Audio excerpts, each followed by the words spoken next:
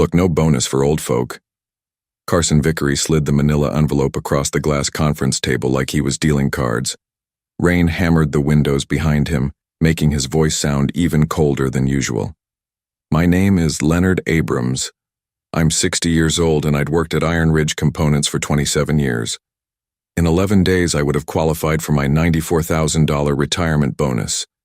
Instead, I was sitting in this sterile room listening to a 45-year-old tech guy tell me my time was up.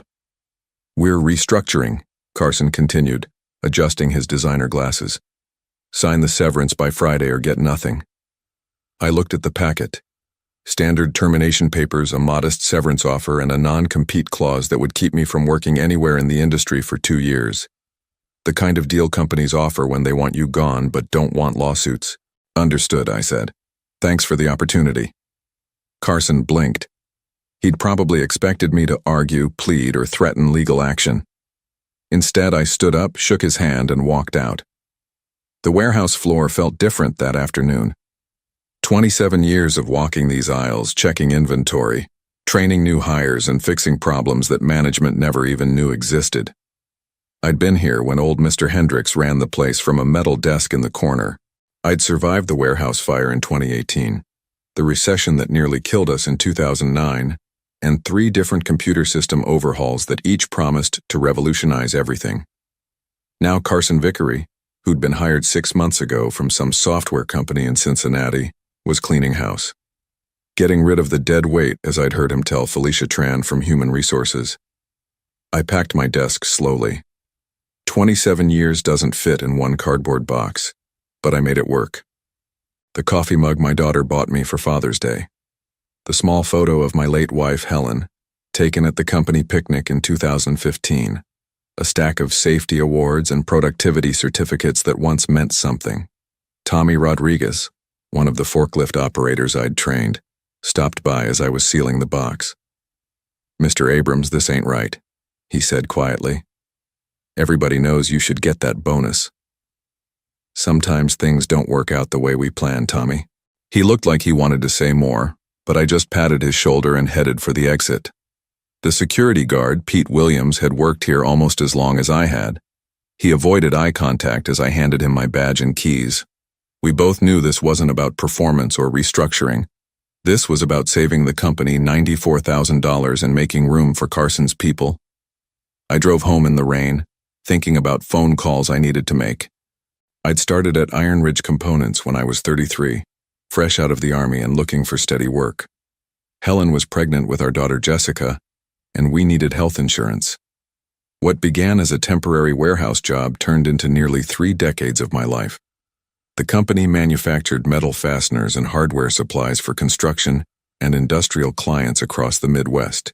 Nothing glamorous, but steady work that paid well enough to buy a house, raise a family, and plan for retirement. In the early years, I worked nights and weekends, learning every aspect of the operation.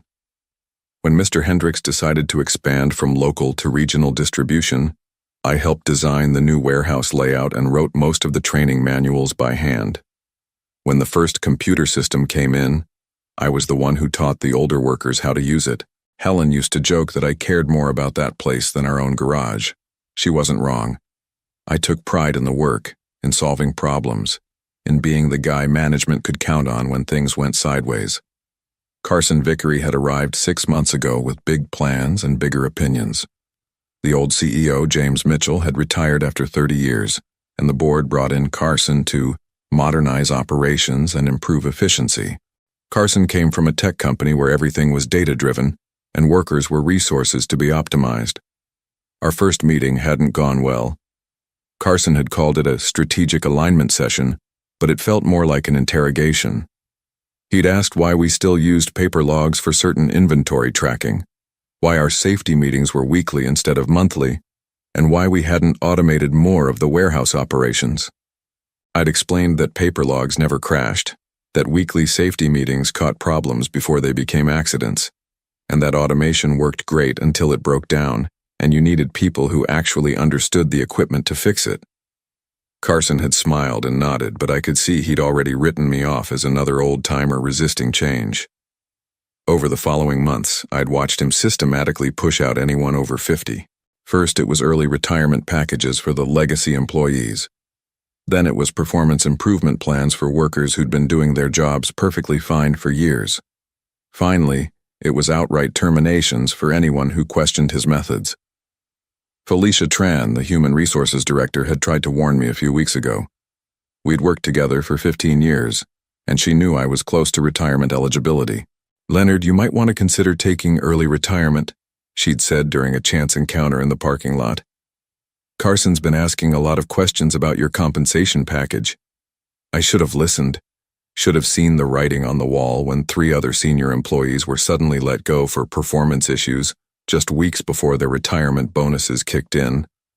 But I'd figured they wouldn't dare touch me. Not after 27 years, not after everything I'd done for that company. I was wrong. I sat in my kitchen that evening staring at the severance paperwork spread across Helen's old wooden table. The rain had stopped, but the silence felt heavier than the storm. $94,000. That's what 27 years of loyalty was worth to Iron Ridge Components. 11 more days, and it would have been mine by contract. Instead, Carson Vickery had found a way to save the company money by firing me just under the wire. The severance offer was insulting: 6 weeks' pay and a promise to extend my health insurance for 3 months. After nearly 3 decades of building that place from a small regional supplier into a major Midwest distributor, they were offering me what they'd give any random employee who got laid off. I pulled out the employee handbook I'd helped write back in 2009, flipped to the section on retirement benefits, and read the language I'd personally negotiated with the previous management team. The retirement bonus was contractual for any employee with 25 or more years of service who reached age 60. There was supposed to be a grace period, a protection against exactly this kind of situation. But Carson was new. He might not know about the protective clauses buried in policies that predated his arrival. Or maybe he knew and figured I wouldn't fight back. I thought about calling Jessica in Chicago. She was a corporate lawyer now, successful and busy with her own family. She'd offered to review my retirement paperwork months ago, but I'd waved her off. Told her not to worry about her old man, that everything was handled. Pride. That's what kept me from making that call earlier. Instead, I pulled out my phone and scrolled through my contacts until I found the number I needed. Mitchell Goldstein, my sister's son, a labor attorney in Columbus who specialized in employment law. We'd talked at Helen's funeral 2 years ago, and he'd given me his card with a simple message: "Family helps family. Call if you ever need anything." The phone rang 3 times before he picked up. "Uncle Leonard, everything okay?" I told him about Carson, about the timing, about the severance offer. Mitchell listened without interrupting, asking only a few specific questions about my employment contract and the company's retirement policy. "Uncle Leonard," he said finally, "I think you might want to hold off on signing those papers. Can you scan everything and email it to me tonight?" "You think there's something there?" "I think Carson Vickery made a mistake. And if I'm right, it's going to cost him a lot more than $94,000. After I hung up, I made a cup of coffee and sat back down at the table. For the first time since walking out of that conference room, I felt something other than resignation. I felt like maybe this fight wasn't over yet. Mitchell called me back at 7 a.m. Tuesday morning. I was already up drinking coffee and staring out at the gray October sky. "Uncle Leonard, we need to talk. In person. Can you drive to Columbus today?" His office was in a sleek downtown building that smelled like expensive carpet and fresh paint. Mitchell looked more like his mother than I remembered. Sharp eyes behind wire-rimmed glasses, and the kind of focused energy that made you understand why he'd become successful. "Carson Vickery screwed up," he said without preamble, spreading my employment documents across his conference table. "Look at this." He pointed to a section of the employee handbook I'd forgotten about. Policy 4.7b, Retirement Benefit Protection Clause. It stated that any employee within 30 days of retirement bonus eligibility could not be terminated without cause, and that termination for restructuring purposes during this window constituted a breach of employment contract. "I helped write this," I said slowly. "Back when James Mitchell was CEO, we'd had problems with employees getting laid off right before their pensions vested. And Carson either doesn't know about it or he's gambling that you won't fight back. Mitchell leaned forward. Here's what we're going to do. You're not signing that severance agreement. Instead, you're going to request a formal meeting with Human Resources to discuss the terms of your termination. Felicia Tran runs HR. She's good people, but she won't go against Carson. She will if she realizes the company is about to face a lawsuit. Leonard, this isn't just about your bonus anymore. If Carson's been systematically firing employees before their retirement benefits kick in, this could be a pattern of discrimination. That's a federal case. I spent the next 2 hours in Mitchell's office, going over every detail of my termination and the circumstances leading up to it. He took notes on a yellow legal pad, asking questions about other employees who'd been let go recently, about Carson's stated reasons for restructuring, about any documentation I might have. Do you still have access to your work email? He asked. Through Thursday. Then they cut me off. Print everything. Every email Carson sent about restructuring, every memo about policy changes, every communication about your termination. We're going to need a paper trail. I drove back to Dayton feeling like I had a purpose again. But when I arrived at Iron Ridge Components Wednesday morning to clean out my remaining files and print emails, Carson was waiting for me. Leonard, he said, appearing in the hallway like he'd been watching for me. I thought you'd left already. Just finishing up some paperwork, I said. Actually, I need to talk to you. He gestured toward his office. About your severance package. His office was all glass and chrome, nothing like the comfortable wood-paneled space where James Mitchell used to work. Carson sat behind his oversized desk and pulled out a revised severance agreement. I've been thinking about our conversation Monday, he said. You've been a valuable employee and I want to make sure you're taken care of. I'm authorized to increase your severance to 12 weeks' pay. The new number was still nowhere near my retirement bonus, but it was more than double the original offer. There is one condition, Carson continued. You need to sign today, and obviously the non-compete clause remains in effect. He was trying to buy me off. The question was whether he knew about the policy violation or was just trying to close a loose end before it became a problem. I appreciate the offer, Carson, but I need a few more days to think about it. His smile tightened. Leonard, I'm trying to be generous here, but this offer expires at close of business today. After that, we revert to the original terms. I understand. I left his office and went straight to the warehouse floor. I had about 6 hours before Carson's deadline, and I needed to print every email I could find. By 4 p.m., I had 47 pages of documentation hidden in my truck. At 5 p.m., I walked back into Carson's office and told him I needed more time to consider his offer. At 5:01 p.m., I was officially back to the original severance terms, but by then I already knew we had him. Thursday morning, Mitchell called with news that changed everything. Leonard, I've been digging into Iron Ridge Components' recent employment history. In the past 8 months, Carson has terminated 7 employees who were within 60 days of major retirement bonuses or pension milestones. I sat down hard in my kitchen chair. 7? George Murphy from Quality Control, 63 years old, fired 3 weeks before his 30-year pension bonus. Patricia Walsh from Accounting, 58, terminated 2 months before early retirement eligibility. I've got 5 more just like them. The coffee in my cup had gone cold, but I couldn't taste anything anyway. These weren't just numbers. These were people I'd worked with for decades. George had trained me on quality inspection procedures when I first started. Patricia had helped me navigate the paperwork when Helen was sick and I needed to adjust my health insurance. Mitchell, how is this legal? How is Carson getting away with this? Because each termination was documented as performance-based or restructuring-related, and most of these folks just took their severance and walked away. They figured fighting the company would cost more than they'd recover. But they were wrong? Dead wrong. Leonard, this isn't just wrongful termination anymore. This is age discrimination, and it's systematic. Carson's been specifically targeting older employees to avoid paying out retirement benefits. That's a federal crime. Mitchell explained that he'd spent the previous day contacting the terminated employees. 3 of them still had documentation of their firings.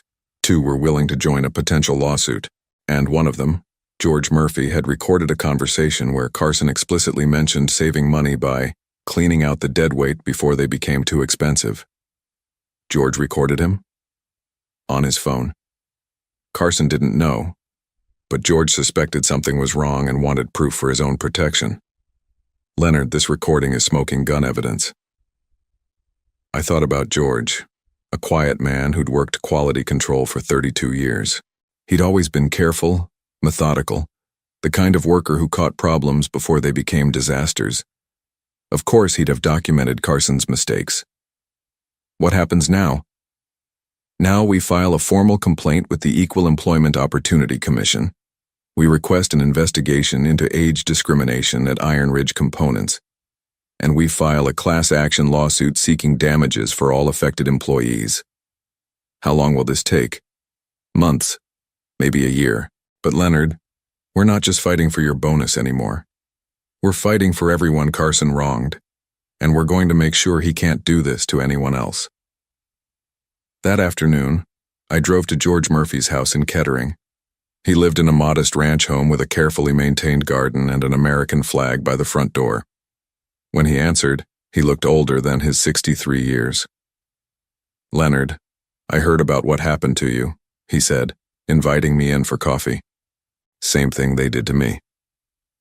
We talked for 2 hours. George had worked at Iron Ridge since 1991, building a reputation as the most thorough quality inspector in the company's history. When Carson arrived, he'd immediately questioned George's methods, claiming they were inefficient and outdated.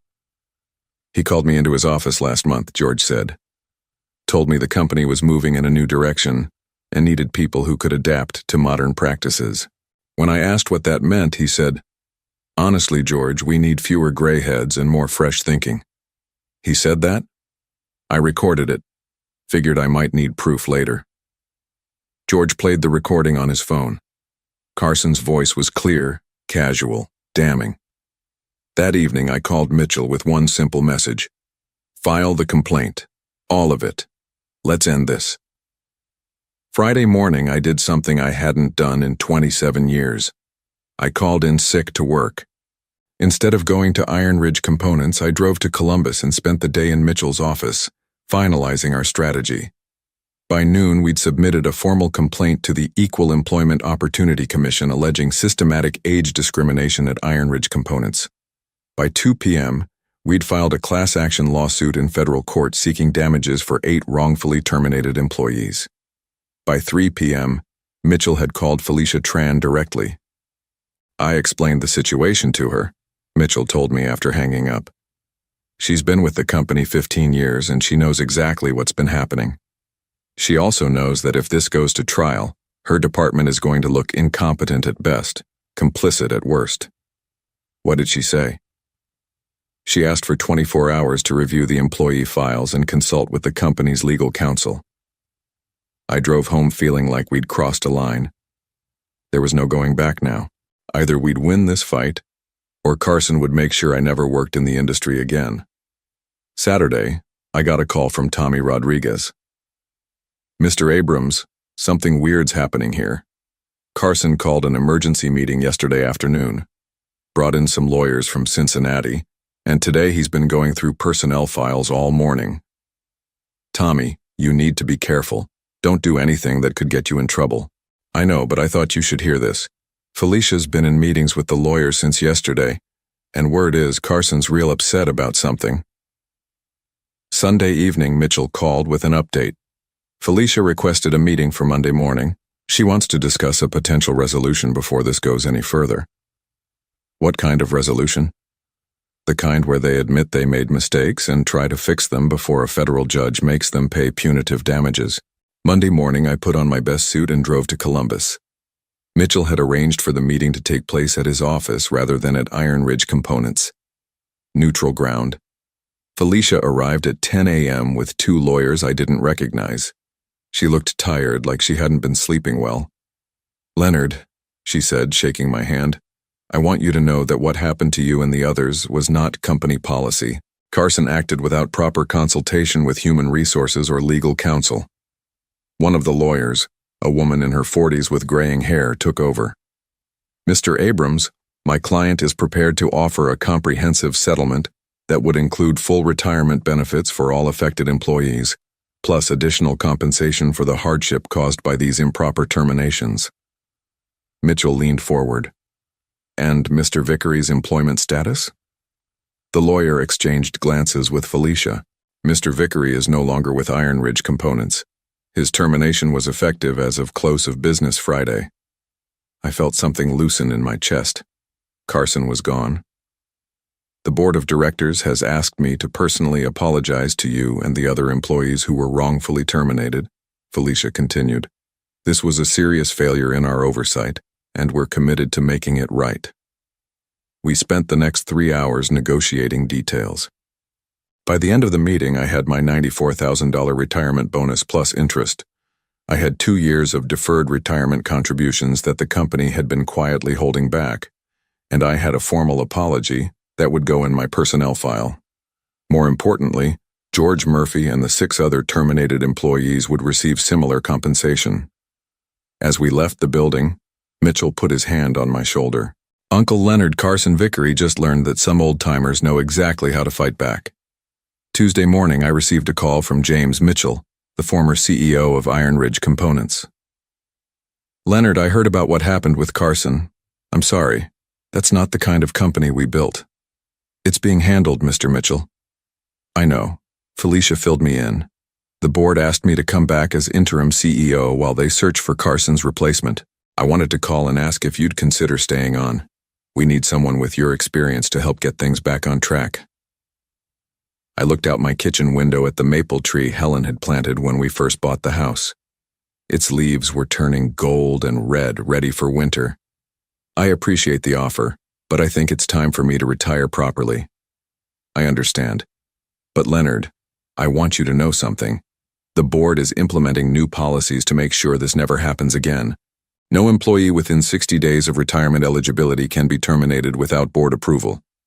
And we're requiring all senior management to complete training on age discrimination and employment law. That's good to hear. There's something else. The board voted to name the new employee protection policy after you. The Leonard Abrams Fair Employment Protection Policy. It'll be part of every new employee orientation. Wednesday afternoon, I drove to Iron Ridge Components one last time. Not to clean out my desk or turn in equipment, but to pick up my final retirement paperwork and bonus check.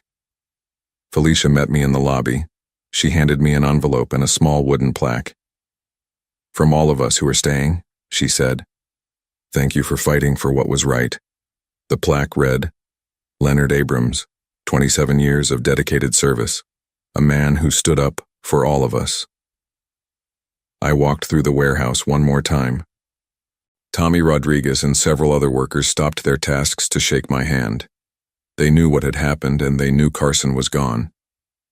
You did it, Mr. Abrams, Tommy said. You got that bastard. We all did it, Tommy. Don't let anyone push you around like that again.